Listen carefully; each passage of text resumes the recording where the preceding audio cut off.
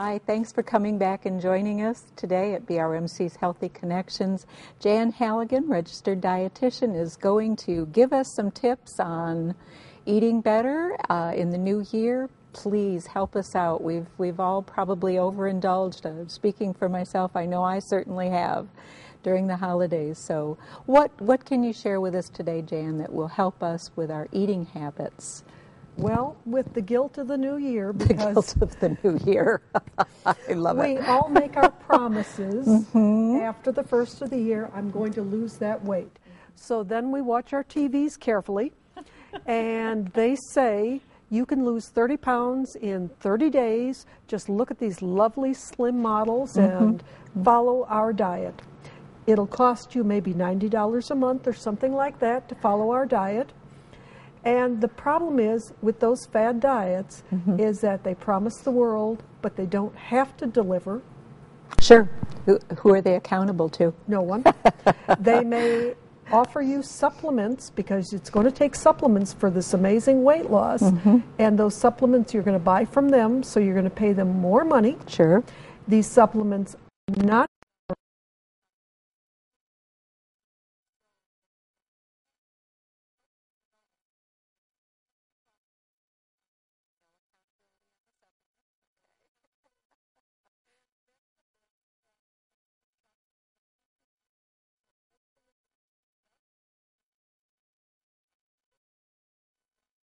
other elimination helpers, shall we say. Okay. Well put.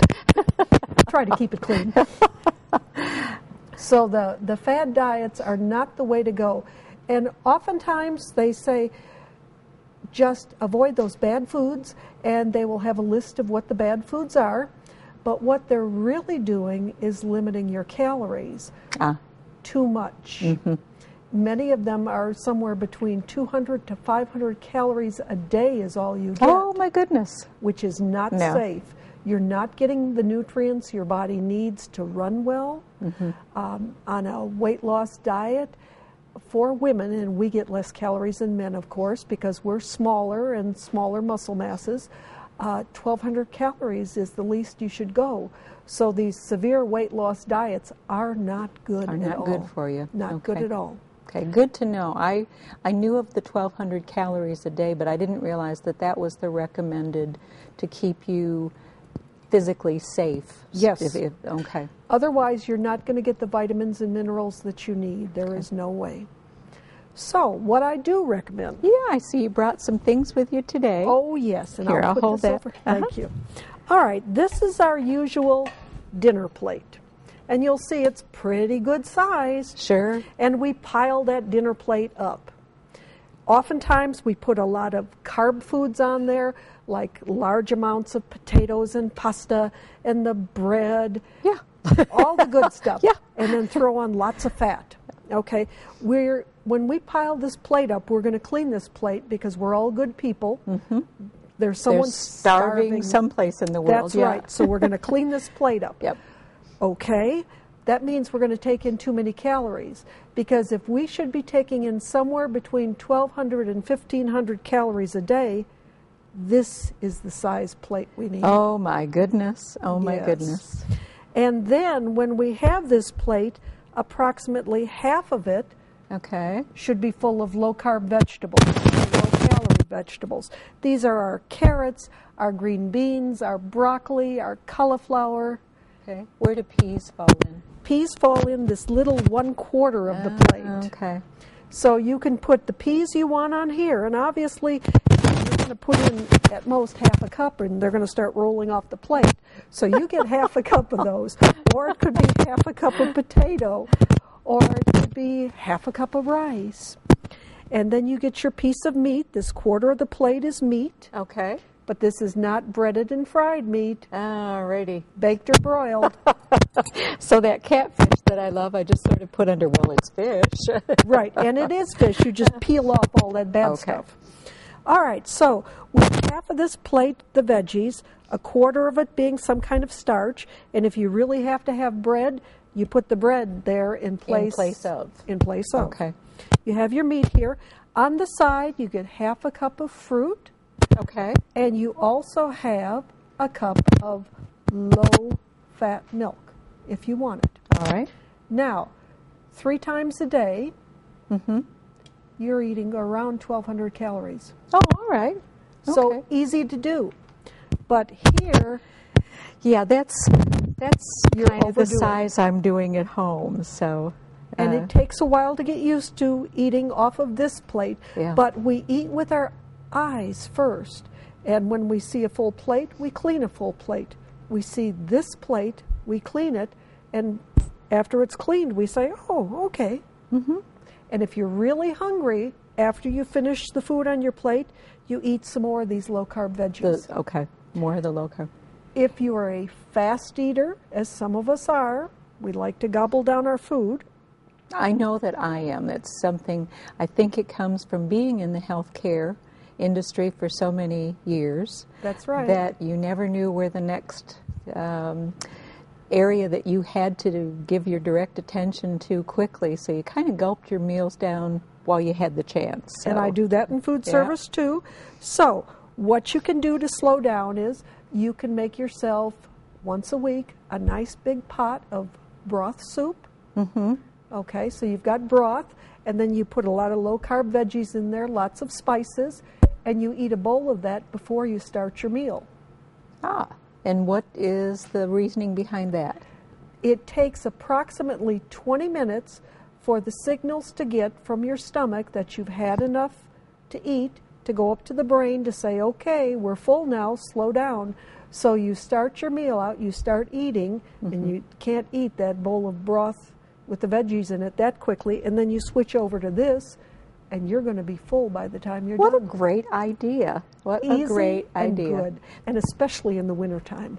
Now, when you say with the broth, can you buy low-fat chicken broth? Sure. To make it, and then put in fresh vegetables, simmer those for a while, and make yourself kind of a vegetable soup without the chicken, or a little, Right. Oh, okay. Easy to do, but don't add in the noodles, don't add in the rice, don't add in the potatoes, Okay. the higher calorie ones.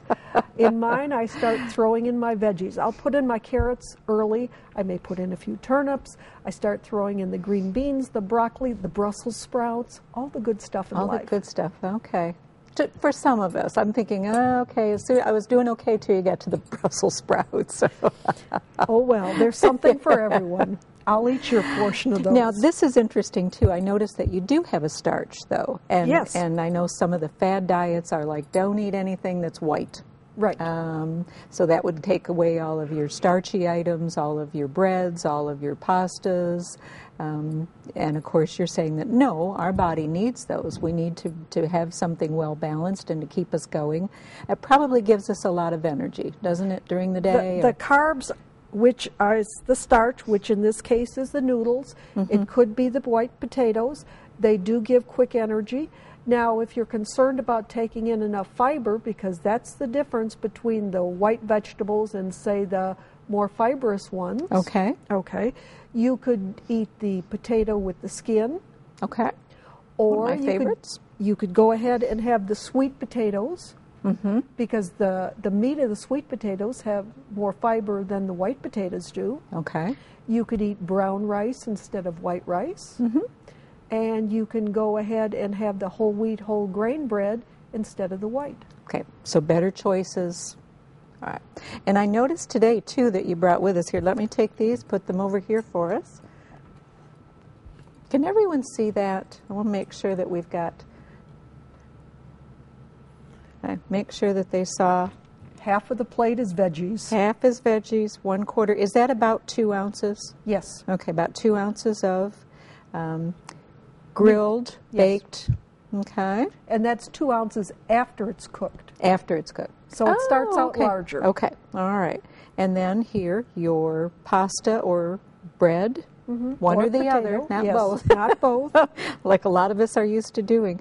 That was, once again, as you're growing up as kids, it was how your family ate.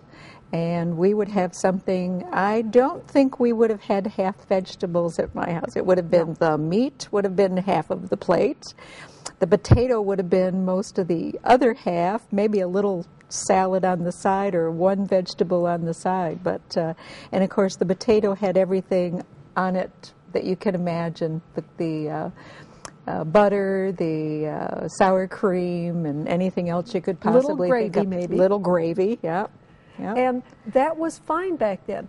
How active were you all back then? Oh, absolutely. As kids, I know we were seldom in the house. We were outside running around on our bikes doing something, you know. I mean, we were always very, very athletic and very mobile. Yep, we were everywhere. And kids are spending more time inside. So another part of the obesity challenge, I'm sure. That's right, the activity. Okay. Something you've brought with you today too will be real helpful. See if we can get everyone to see this. I'm going to hand this back to you. Is how to read a label, the nutrition facts that are on there, what you should be looking for. Right, and label reading is really quite easy once you get the hang of it. Okay. The first thing you have to look for at the top of the label is the serving size. Whatever they say the serving size is, everything else on that label is going to apply to that serving. And only that serving. And only that serving. Okay. So the first question is, what is the serving size?